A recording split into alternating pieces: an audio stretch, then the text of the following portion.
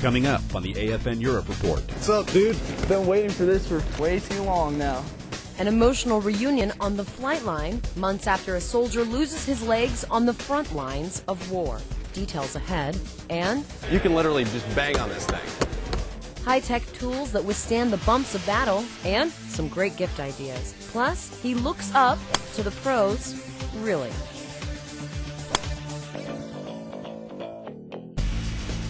Those stories and more. Your station. Your stories. The AFN Europe Report starts now. Good evening and thanks for joining us. I'm Specialist Jennifer Gold. First tonight, an emotional reunion for one soldier who survived a bomb blast so powerful he lost both his legs. For the first time since the Afghanistan attack, he'll see the man he was with that day and the rest of the soldiers from the 173rd Airborne Brigade Combat Team. Army Sergeant Randall Jackson has the story. When soldiers returned from downrange, they hoped to see friends and family waiting. But the troops from 2nd Battalion 503rd Parachute Infantry Regiment were greeted by someone unexpected. Specialist Jesse Murphy. What is up? What's up, dude? Been waiting for this for way too long now.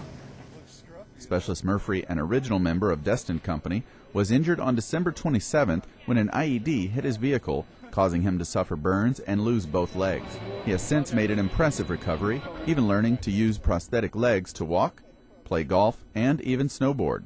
But ever since he left the battlefield, he wanted to reunite with the soldiers he went to war with. You know, I got hit in end of December, and so I've been just like counting the days down, and now it's like here, and I was like amazed. You know, I'm actually back here in Italy, and it's awesome. It's really cool. Specialist Murphy wanted to see one soldier in particular, one of the guys that was injured during the same IED attack. It's cool just to see him again, you know, because last time I saw him was 7 months ago when all that stuff happened, and now to see him again doing well and all that, it's good. Even after everything that's happened to him, Specialist Murphy wouldn't change a thing. I wouldn't take anything back that happened. I would go back. If I could, even like with my legs like this, I'd go back. Even though Specialist Murphy lost his legs, he didn't lose the bond with his fellow soldiers. Army Sergeant Randall Jackson, Aviano, Italy. When you're in some of the most remote regions in war without your family, there's just one thing that makes all the difference in the world. Air Force Sergeant Michael McCool shows us what thousands of troops wait for every day. Mail, quite possibly the most coveted asset of American armed forces anywhere. Getting this valued commodity to the troops in Afghanistan is a challenge. The mail floods into Bagram 7 days a week. It arrives on pallets carried by DHL aircraft out of Bahrain. From there, it's trucked to the sorting facility. At one time, military personnel handled all sorting, but now it's contracted out to a company called Worldwide. The HR company is a company that's set up to go into an immature theater, set the post operation up, and then once it's mature, the civilians will come in, and then they will do those type of functions. After the mail is sorted, it's placed into aircraft owned and operated not by the military, but more civilian organizations. These Costa C-212 aircraft are contracted through Presidential Airways, owned by the parent company Blackwater. Their job is to handle shipments of mail, cargo, special supplies, and people to many of the forward operating bases in Afghanistan. The high mountains of the region pose a problem, making these short takeoff and landing aircraft particularly suited to the job. The trips are typically short, but the days are long. An average day is about a 16-hour day, and we're hand loading between 5,000 and 7,000 pounds of mail a day. At the end of each day, approximately 32,000 pieces of mail find their way from home to the troops in the field. I talked to some of the soldiers that are out there. They say they come home after a patrol, all they want to do is grab something to eat and get their mail, read that letter, and go to sleep. And although delivering mail is difficult, the touch of home it brings is important. Staff Sergeant Michael McCool, Bagram Airfield, Afghanistan. Marines are known mostly for their infantry skills and focus on wartime missions, but we found them doing something they wouldn't normally do during a deployment. During IRO 8, 15 Marines had a down day to visit the St. Nicholas Orphanage in Tbilisi, Georgia. This is not the first time the Marines have done a Goodwill project, so they knew exactly what to bring. For this mission, they are armed with furniture, candy, and of course, something the Marines are famous for: toys. I want to play with these kids, have a good time. We brought things for them: candy, soccer balls, and toys and things like that. Some things that it'll show them that there is people out there who actually care about them, that they're not alone. When asked what Lance Corporal John Priest liked about going to St. Nicholas Orphanage, just a day of fun. You don't have to be in the field sweating, and being a Marine, you can just come here and just be a big kid. these Marines are heading back to the training ranges and infantry tactics. But this day was a day for the kids to be kids. Whether you're in uniform or not, everyone can use a day just having fun. Just playing with kids is always fun. And by the facial expressions on the Marines and the children's faces at St. Nicholas, it was a good day for all. Petty Officer Denise Martin, Laziani Training Area, Tbilisi, Georgia. All right, we here at AFN want to know what you want to watch, so here's how you can help us help you. If you have a story idea, send it to us. Here's the email address, stories@afne.army.mil. And do you have what it takes to earn top honors at work? Up next, meet a man who can call himself Sailor of the Year. We're back after this.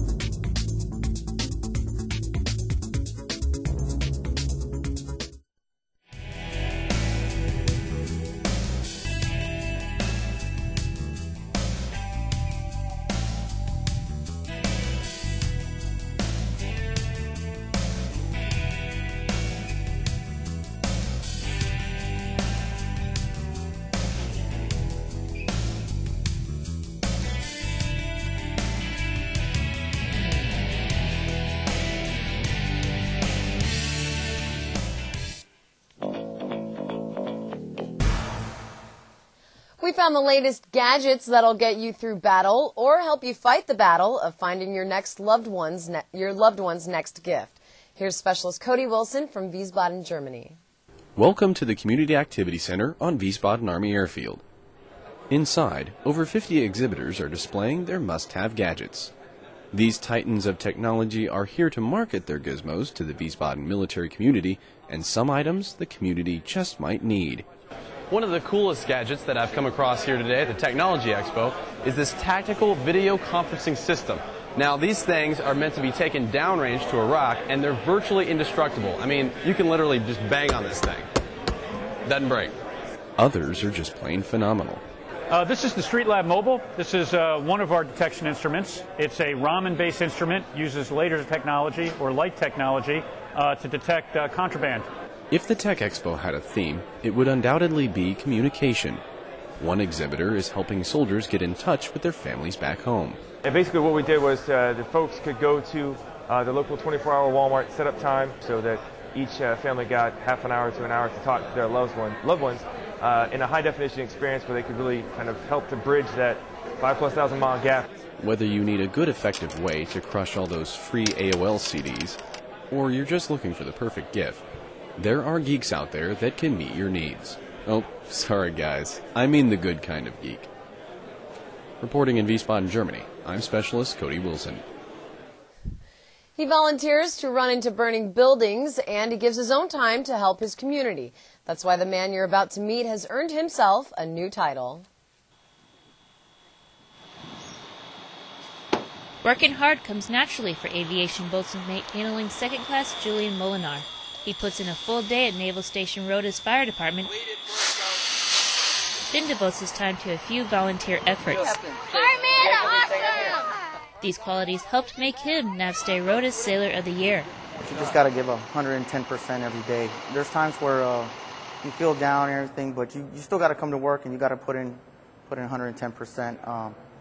Even if you feel like you're not doing a whole lot, even the little things count. That's what makes you stand out. Being a Navy firefighter requires teamwork, but earning Sailor of the Year requires standing out as a leader. He's a leader among his peers. What he does every time there's something that needs to get done, you don't have to ask him twice. He stands up for what needs to be done. The biggest thing with him, he gets the other guys to follow him. Peer leadership is important. All firefighting personnel in the training room. With his strengths as a leader and his work ethic, Petty Officer Molinar plans on putting in an officer package for the Nurse Corps later this year. Petty Officer Cynthia Griggs, Rota, Spain. With technology changing so fast these days, it's no surprise pilots are turning to the internet for help with one of the biggest questions you ask before you fly. Here's Senior Airman Jennifer Stye with more on the latest weather website. Airmen from the Operations Squadron's weather flight had a website available to all airmen at Incirlik. The website allows airmen to check the current or upcoming conditions without the need to contact the weather station every time they need an update.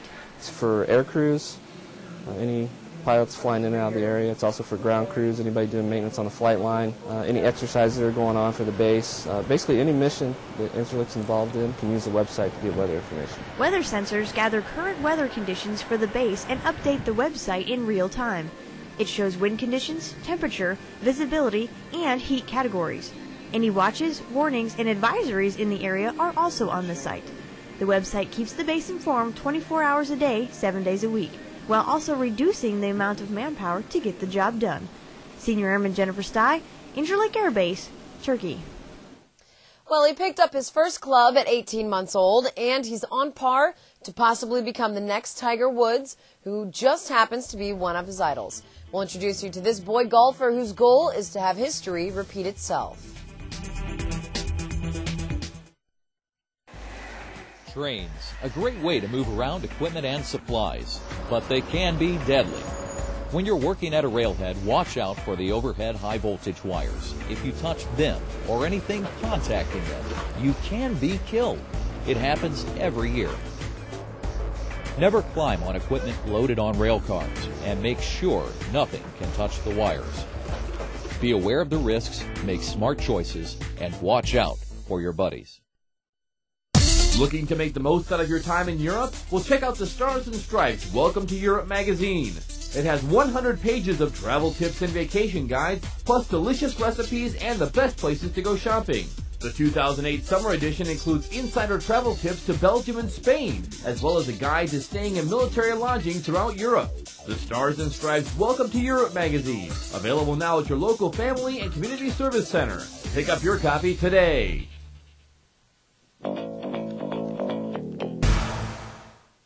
The boy you're about to meet started swinging a golf club at almost the time he learned to walk, so it's no surprise the game is second nature to this first-rate player. He's been compared to Tiger and looks up to Phil Mickelson. 8-year-old golfing sensation William Hartford has been winning tournaments for years. Number one rule, have fun. And he still hasn't lost sight of the fun of the game. He started playing when he was just 13 months old, picking up the game from another golfer. Dad just let me pick up the club and go. And he helped me a little, but most of it he let me try out and work out for myself. But his curiosity didn't end there. William started looking to some of the pros to pick up tips. I watched these Bobby Jones black and white videos and just to get my swing, and that's how I learned. He's becoming an accomplished player, so who does he want to model his career after?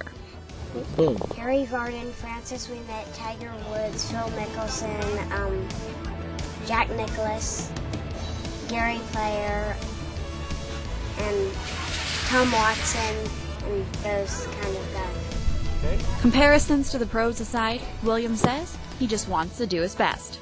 Senior Airman Rachel Griffith, Urbisol, Belgium. If you have a story idea, send it to us. You can email it to stories@afne.army.mil and look us up on the web at afneurope.net. That's all the time we have tonight. For everyone here at the AFN Europe Report, enjoy your night.